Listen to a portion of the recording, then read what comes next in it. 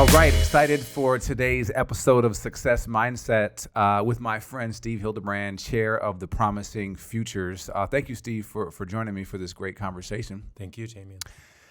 We've gotten to know each other over the last few years, which has really been a privilege to me. I think you have a wealth of experience and knowledge. That's why I'm excited to pick your brain a little bit on how you view success, your journey, through the various things that you've gone through in your life. And then really, I want to spend some good time on the endeavors and the things we're doing now with Promising Futures, because it's such an amazing gift to our community, what's happening in that space.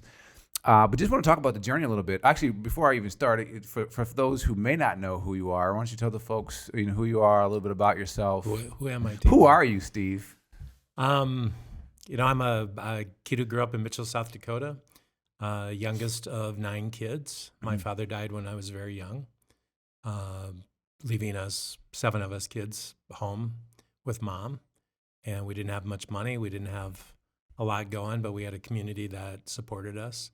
And we grew up very poor.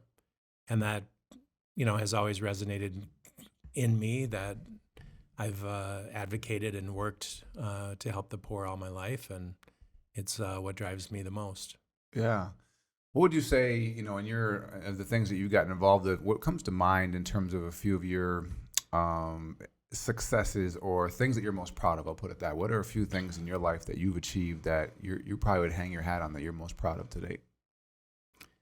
I'd say 3 things, and probably in this order. Number 1, leading the charge to get rid of payday lending in South Dakota back in 2016. One of the scariest things I've ever done, going up against the mob, the mafia, truly. Creeps out of New Jersey and Atlanta and other places, going after me personally and to my business. Wow. To try and destroy me so I wouldn't ruin their businesses in South Dakota. But it was a fight to stop these predators from going after low-income people in this state. They were strong and powerful and ruining people's lives. Yeah. And I'm proud of the fact that I led that charge and that we won, and we drove them out of our state for good. And, I have a lot of PTSD from that campaign, but very proud that I was part of that. Number 2, starting the Promising Futures Fund, fighting to try and bring some kind of equity to low-income kids in Sioux Falls schools. We're a community with a very high rate of poverty at 50%, high rates of diversity, and we need to pay attention to these numbers, and we need to affect them. Yeah. We need to affect these kids and give them every chance to get the best education they can, because you only get it once. And probably the 3rd is serving as Barack Obama's deputy campaign manager and winning that race in 2008. Yeah. So all 3 of those things are actually great frameworks for today's conversation, because those are, I think, interesting things that are awesome in its own right. But then 2, there's steps within all those things that really, for me, unpacks the success mindset. Right? It's not. The world often, defines success as money, power, fame, but everyone then also knows very clearly that that's not success, because people who have just those things, life is about so much more. So starting with, the first thing that you're proud of, again, I didn't know that story that you helped be a part of that. So first of all, thank you, because again, I agree. It's, those type of things, without it, is a continuous cycle for people of poverty and low income. And they're trying to climb out and get ahead, and these predatory folks who are just taking advantage and filling their pockets. Worst of the worst. Worst of the worst. So how do you view? I mean, obviously, like that's a big endeavor. That's a big thing. Did you know, like, before you got into it, did you really know what you were getting into?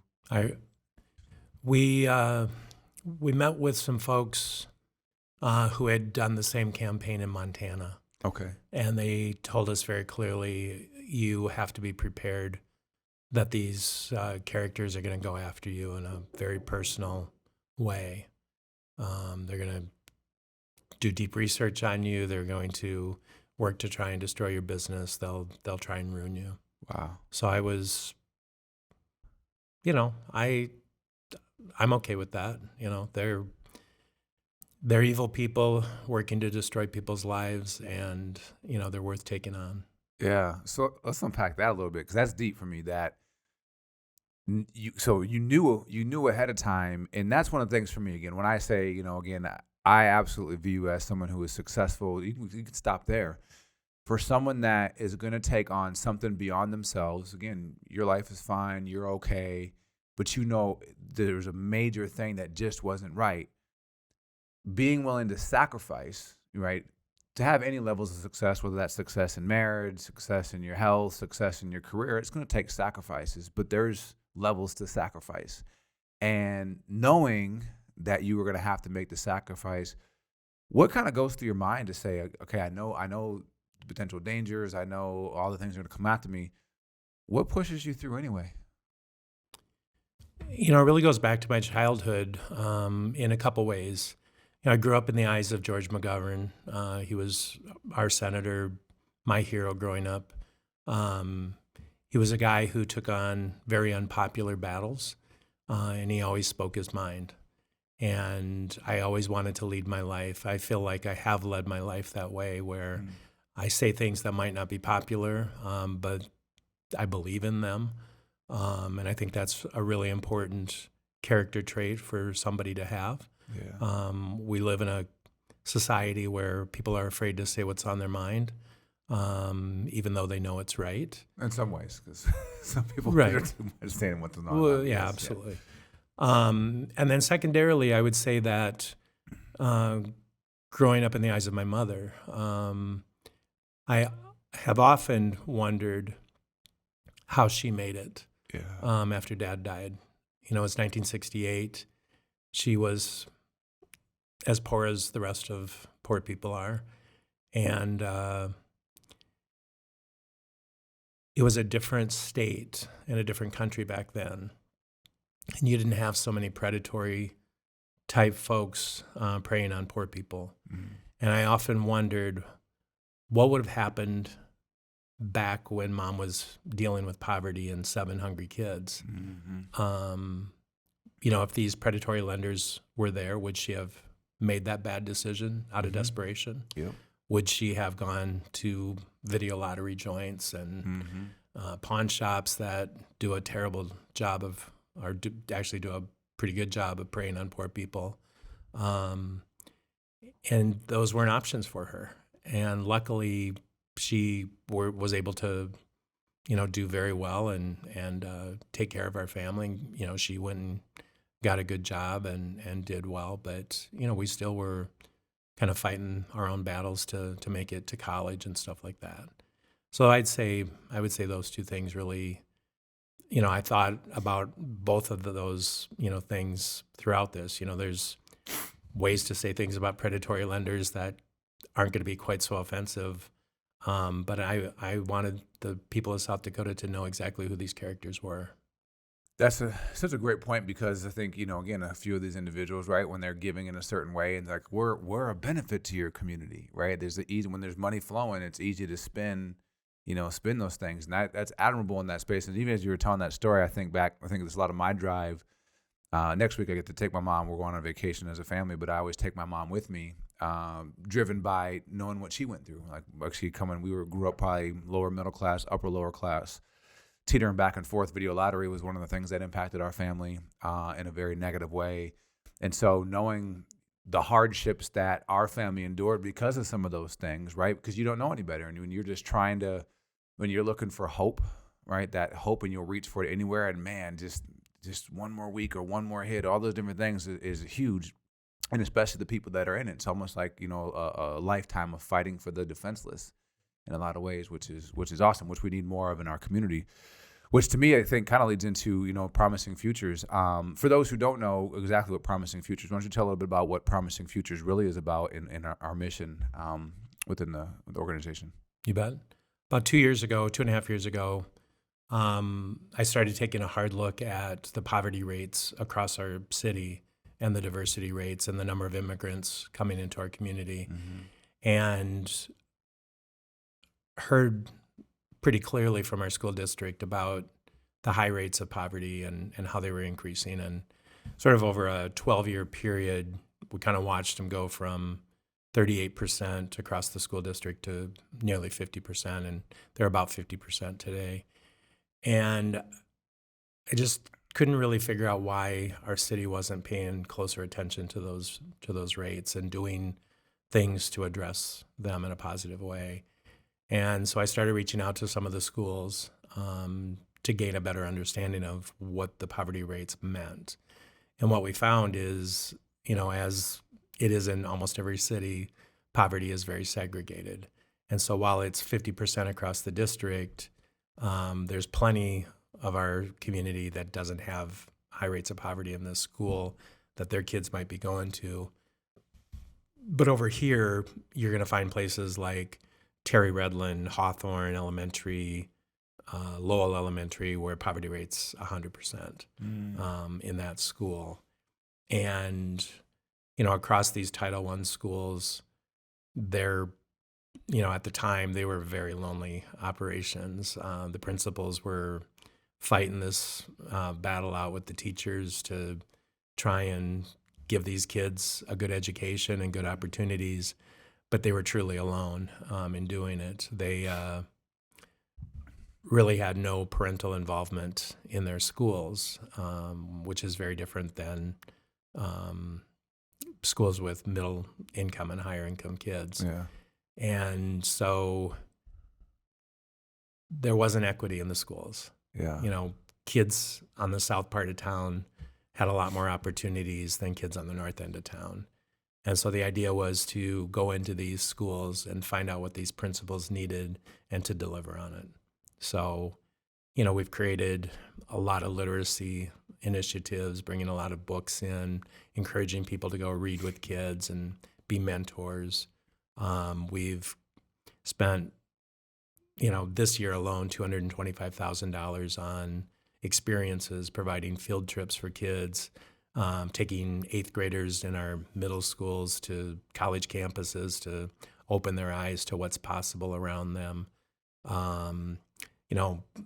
Just gifting 5th graders a wonderful field trip opportunity so they can have something memorable and, a great experience before they leave the 5th grade. Just a lot of things like that to just give kids a better look outside of their impoverished neighborhoods. Yeah, it's so huge. I think back to my life. I grew up, my sister played club soccer, so our vacations consisted of soccer tournaments, Apple Valley, Minnesota, right, Sure. Omaha, those type of things. And again, very blessed and privileged that my parents worked as hard as they could to provide that, so there was something there. But there was a limiting mindset. I think a lot of times growing up, I couldn't wait to get out of Sioux Falls because this mindset of there's more out there. Thankfully, I had a child at 17, which kept me here, so I'm glad I was sticking around this community because it's just a phenomenal community. But I think about law of proximity. If you don't have these experiences, if you don't have access to these things, though it's possible, quote unquote, it's not for me, or it's a fantasy. I see it on TV, I see it, and so many people have those type of things. Share a little bit along your journey, as obviously you grew up, very poor with a single mom, all the hardships. What were some of those maybe key moments that you experienced that started to challenge you to dream bigger, or that more was possible for you in your life? I think some of the benefit was growing up the youngest of the 9 kids, whereas I was able to see all of my older siblings have opportunities. They had to work for them, don't get me wrong.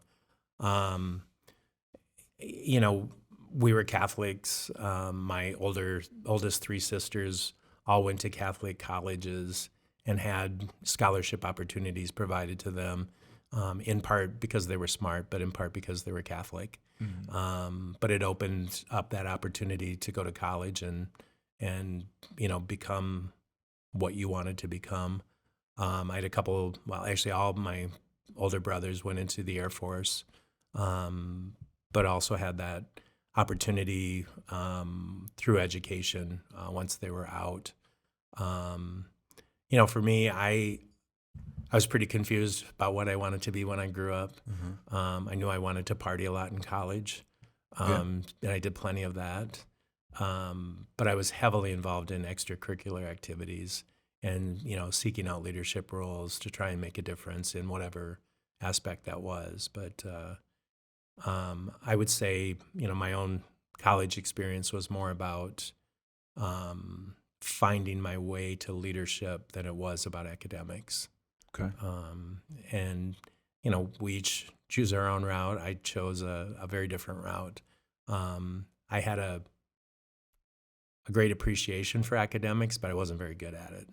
But I was pretty good about working my tail off to, fight for the student association or whatever it was. Yeah. Yeah. Let's talk work ethic. I mean, I think that's a huge one. I know, I think the city's thankful of the successful business that you helped build, you built. And obviously a lot of work ethic needed to be successful at any business. How has work ethic served you well in terms of success? I think there's, especially I think there's, I don't want to tag this next generation of not being willing to work per se, but in this comparison society, a microwave society where people want that thing tomorrow, they see someone else having it, not appreciating the work it took to get there. I often use the example of, Michael Phelps, read his biography, and this man, we can appreciate and celebrate the Olympian who's the most decorated of all time, but he spent 6 years in the pool every day, like every day. So how important do you see work ethic being in terms of being that a critical component of success? And, if someone that wants it tomorrow, what advice would you give to them to find their pathway? I was pretty fortunate growing up with a father, and we had a very large extended family. So my father came from 14 brothers and sisters. Man, but big families. We were close to all of them, and they all worked their tails off. They all came from the farm. Mm-hmm. They grew up working hard. They were hard workers all their adult lives, and there was appreciation for work. That it was an opportunity to, be able to get ahead a little bit in life if you worked hard and kept yourself out of trouble. My siblings were the same way, and we all got that a lot from our own parents. Our dad was a dirt contractor, worked his tail off. My mom worked her tail off all her life. I mean, she worked her fingers to the bones. And what we saw is just that opportunity to, have the things you wanted in life, at least to some extent. Yeah. And, I always said if I'm not the academic guy, then I'm going to have to work a little bit harder than everybody else, Mm-hmm. to keep pace. And, it served me well from, the first job I got out of college till today. If you want to do good things, if you want to do big things, then you're really going to have to work hard at it. Yeah. You talked about success. I mean, people were highly skeptical, opening a restaurant and coffee house at the age of 45, and people wondering, what are you thinking? And Yeah. I was bound and determined to be very successful. Excuse that phone.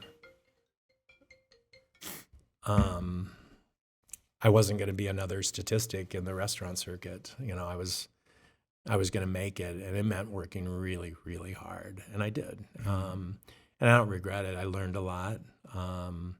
We did well when we sold it, and it opened up opportunities for me. Met an incredible number of wonderful people, and had a great customer base, and I learned a lot about people who worked in the restaurant. I learned a lot about poverty from the people that worked in the restaurant and the lives they came from. Mm-hmm.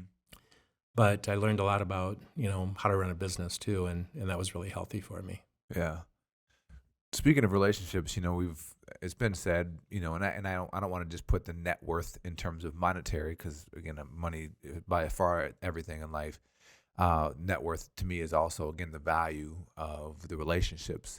As you build those relationships, and it's one for me, like in my career, when I was in corporate, I never volunteered in the community. I just, narrow down, climb the ladder, do my thing. And in these last 3 years, when I just joined my first board, and from that point till now, how important it's been for me to realize it's who you know. They say it's not what you know, it's who you know, and how important it is. How has relationships helped you along your journey, and especially as you're now doing this endeavor with Promising Futures, having those relationships? How important has relationships been to you in terms of just adding value and quality to your life, as well as trying to move a needle around in the community, having partnerships through relationships? When we started Promising Futures, I really had no concept of what kind of money we could raise. I didn't know how the community was going to respond to questions about, impoverished kids in our schools and the needs that they have. It hadn't really been tested here in Sioux Falls. And what I found is that when you tell the story about kids growing up in poverty and the education differential that happens, people started to understand that, I might have some feelings towards people in poverty, but these kids didn't ask for it. So Yes. let's give them a chance. And I hate the sort of concept of leveraging relationships, but in this case, I felt like leveraging relationships for good was absolutely worth every bit of it. And I've sat with people who I kind of knew as a customer at Josiah's, or I might have known them as a political enemy in previous, partisan fights. Yeah. But I think people understand what we're doing with Promising Futures, how the money flows directly to the schools to give direct benefit to these kids, all based on an educational opportunity or an experience. And I think people see that it's a real chance to do some very impactful things. We're getting money from, I'll say this, former Governor Janklow in my, my Democratic political life, I fought the hardest campaign he ever ran against him. We almost beat him. And, we were pretty hard on him. He's gone now. He's been gone for 10 years. But I got a very wonderful contribution from his widow, Mary Dean Janklow, on the anniversary of his 10 years of being gone. And, Bill Janklow and I reconciled over the years and became acquaintances. But it's, what I'm doing now is not partisan in any stretch of the imagination. But that doesn't mean I'm beloved by everybody in our community because of previous political battles. Yeah. Yeah. It's interesting because, as you get on along the path, right, I've heard, I think it was when I had Jeff Griffin on the show, he had one of the pieces of advice that he had heard is never burn bridges, right? Because you just never know. Again, things can get heated, but you just never know somewhere down the line when there's going to be issues that everyone can agree upon and those type of things, right? And when Right. you get with kids or our community, which we'd hope everyone can kind of get behind, how do we make Sioux Falls the best it can be, which was actually just even shocking when I first joined the board at Promising Futures. And then it's been great for me because, again, I just, when your exposure is only what's getting put out on social media, or, again, we're this great city in a lot of ways with 50% poverty within our community, within our school system, right? There's obviously lots of work to be done. It's not going to be easy, but absolutely worth it. But I want to touch on the last one, the last thing that you were most proud of, which I was interested. I kind of heard that you had worked on the Obama campaign. I think one time when I was reading Michelle's book, I got to see your name in there. To me, again, obviously I'm a Democrat. My dad and I had extensive conversations about when Obama was potentially going to run. Didn't think it was time yet, right? I think a lot of people thought that. Talk to me about maybe the underdog mentality, or what did it take early on, and just when you guys set out for the presidency? There was a lot of doubt. How do you? There was a lot of doubt in the Black community. Again, my dad and I, again, it just didn't feel like we were talking about. It was like, Hillary should run and Obama next, and then it just didn't feel quite time.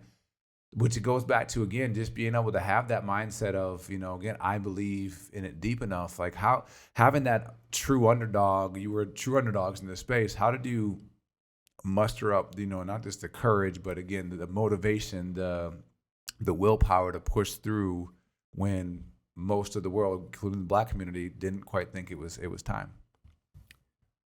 I had worked for Bill Clinton in 92 and 96. I was a strong admirer of Hillary Clinton's and actually went to Hillary Clinton and encouraged her to run.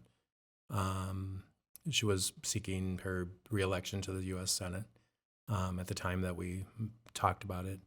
But I was very strongly in favor of her running, and very much of the mindset that, men have done enough to screw up Washington. It's time to give a woman a chance. Mm-hmm.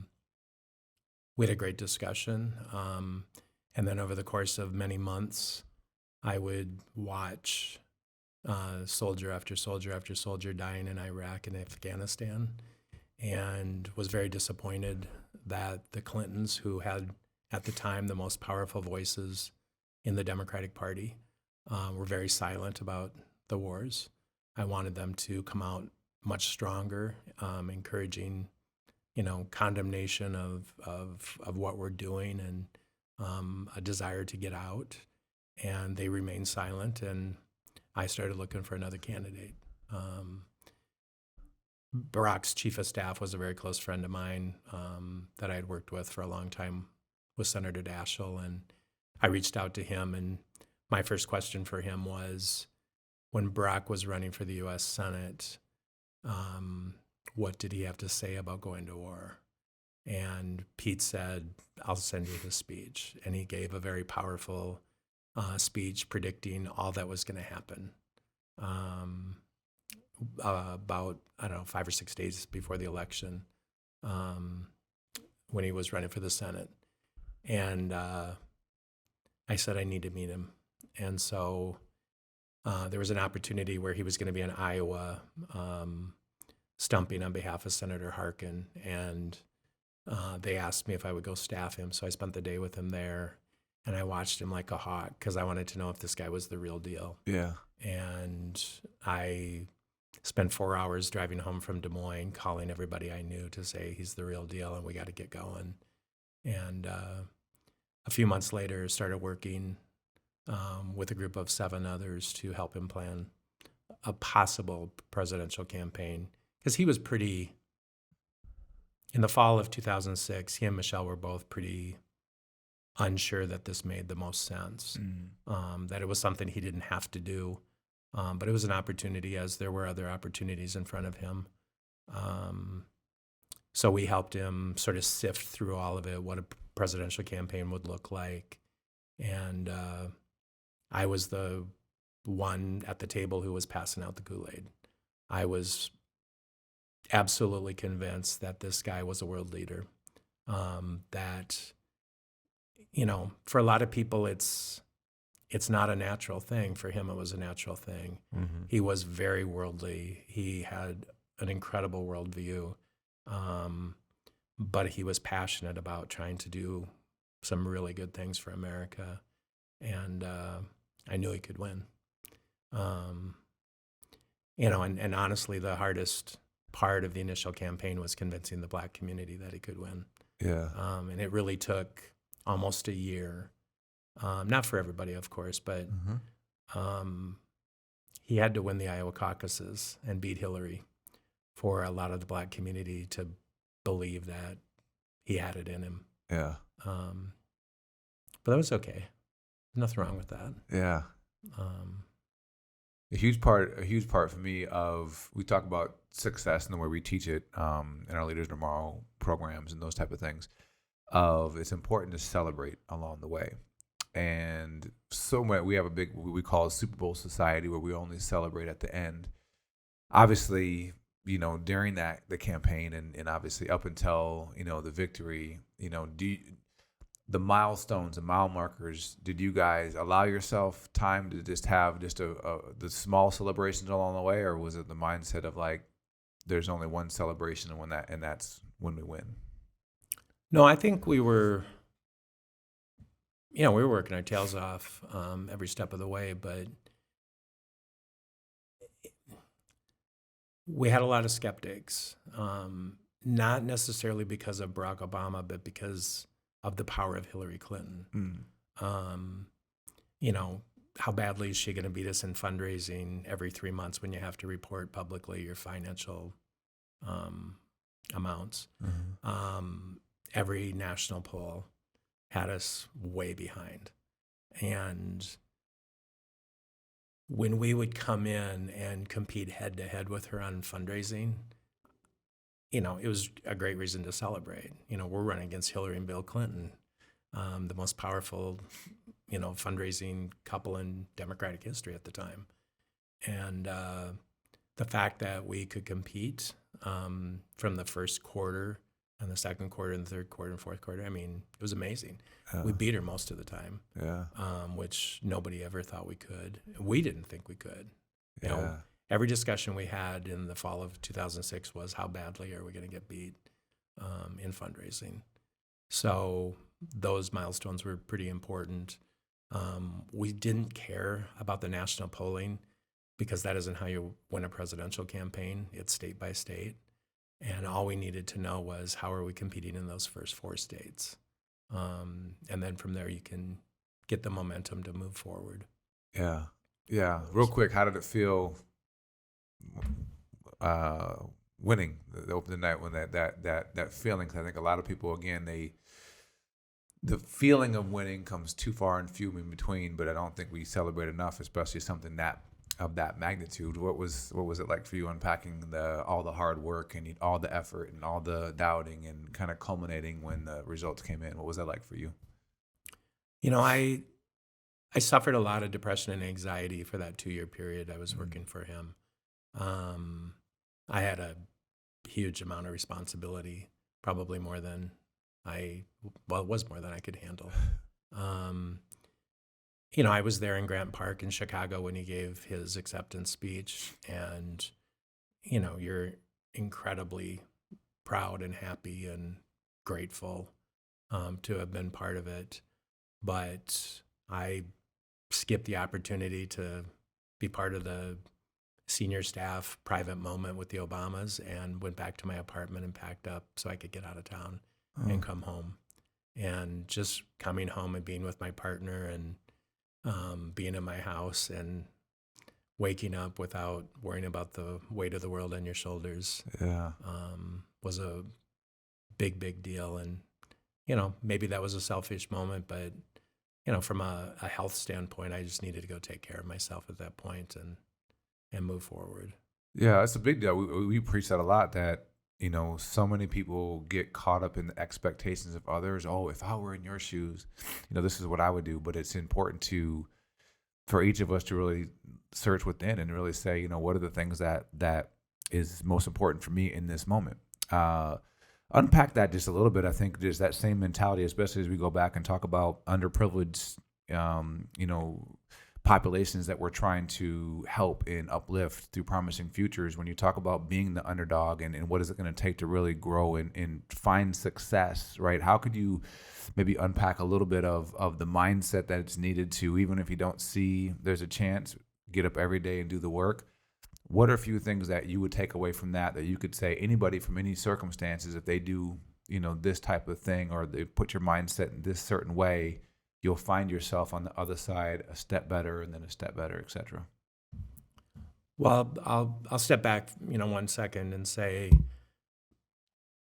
one of the things that was so critical to me working for Barack and Michelle Obama was the idea of the two of them standing on that world stage in Chicago in front of millions of people and having the world look at them, having kids in poverty, kids of diversity look up there and say, he's going to be president.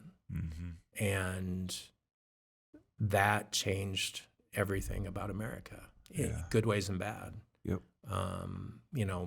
It also trumped up a huge amount of bigotry and hate at the same time. And I knew that was going to come as well. but the impact that it had, that it's not just white people in the White House anymore, that, all of a sudden it's a very incredible African-American family that can be an incredible inspiration and motivation for a lot of young kids in poverty and diversity. So that was really important to me. Yeah. What we're doing here, I just want these kids to have some opportunity, just like I had when I was a kid. We grew up poor, but we still had opportunity, and a lot of these kids don't. I was at an elementary school this morning, and I walked in to meet with the principal. 2 kids were waiting on the bench, looked like they were waiting for somebody to pick them up, take them home. It was 11 o'clock in the morning, and it turned out that their mother had just been killed, and their uncle was coming to pick them up, and he was going to have to tell them. Wow. And what a horrible thing. Yeah. And there are already kids that are living their life in chaos and poverty, and their future is going to be pretty uncertain as of today. And we as a community need to do something about that. Yeah. I had a very wealthy person call me a couple of weeks ago who wanted to be helpful to us. And the one thing he said is, people like me have a responsibility to step up and help this generation. And if we don't, then what happens to this generation, we own. And, I think it's a very important thing is, if you're in a position to help, you need to help, because there's a lot of people hurting, not because of anything that they ever did. Yeah. That's really powerful. I think even with, we obviously are very involved in the community in a lot of ways, and don't have the millions of dollars, but we have a skill set, and we have, what Yep. can you do? Everyone can go volunteer and get involved to do something, because again, hope, going back to, for me, a book that changed my thought process a little bit was Viktor Frankl's Man's Search for Meaning. And when he shared in that book of one of the things that basically spelled doom for people was the moment they lost hope. Hope is so huge, and It's huge. For me, the box I still have, on my desk over there. Being an entrepreneur, it's important to have those aspirations, and I have the champagne cork from the night Obama won, and again, growing up, seeing my dad face racism here in town, and seeing him struggle because of the color of his skin in town. Again, that was a moment that I wasn't sure I would have saw in my lifetime, and I got to share that with him. I was at his house, and so just the proximity for the stuff we're doing. We were just talking about the martial arts stuff with the cops and the kids. If they can just see a level higher as possible, and see in other people that there is a pathway and there's people that care, that's such a huge foundation for them to start to believe that success for them is possible as well. It's huge. Kind of as we wind this down a little bit, but what would you say, what are those few, if you could kind of label, success in your mind at this point in your life, what are some of those things? Because the best definition of success I ever heard was the progressive realization of a worthy ideal. And obviously you're at a point where you have this big worthy ideal of, or really always have, of it's worth it to do whatever if it's going to achieve this thing that's worth the effort. What are some of the things that you're looking forward to in terms of success in this next phase of your life, and what you're trying to accomplish at this point? That's a big question. I want to see transformational change in our school district. Sioux Falls has become very much an urban school district, and there's not a lot of recognition of it. I hope that the work we do continues to bring a lot of education to the people who don't understand the challenges that these kids are facing in the Sioux Falls School District. I hope that as we try to change policies and practices, not just in our school district, but in the city and amongst our people, that things like access to organized sports,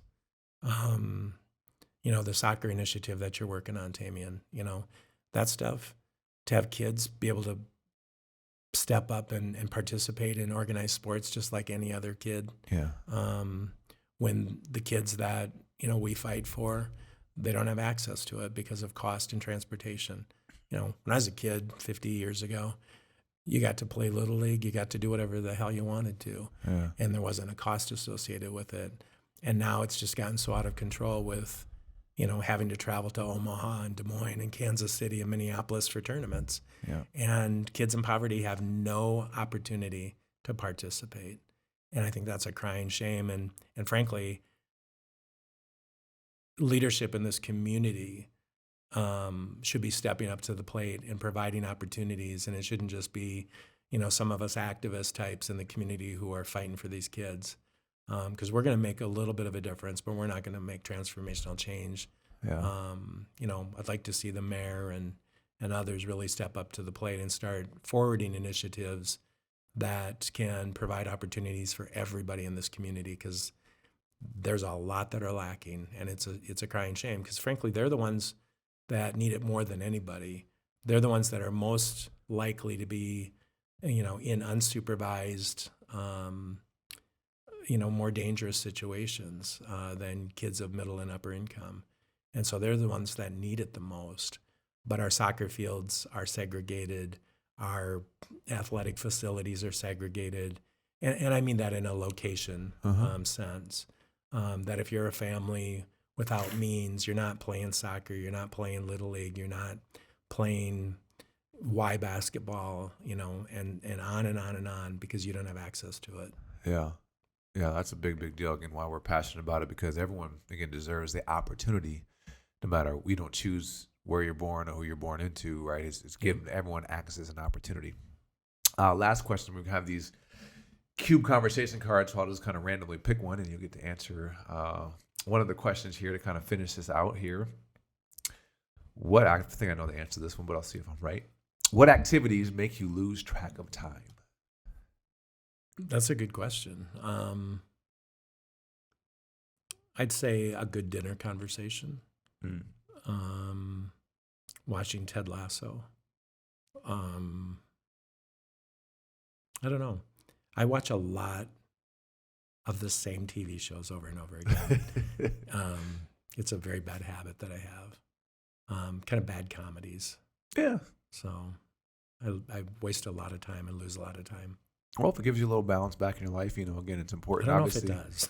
Well, I mean, even if it's balanced, and obviously going to, the stuff you do during the day of being in the community and helping things, to be able to balance that out is a huge part of it. So You bet. Well, I appreciate it, Steve. Great perspective. Again, thank you for coming on and sharing Thanks for all you do. Your mindset around success, which I think is phenomenal. And tune in for next time in our Success Mindset podcast. Thanks. Thank you.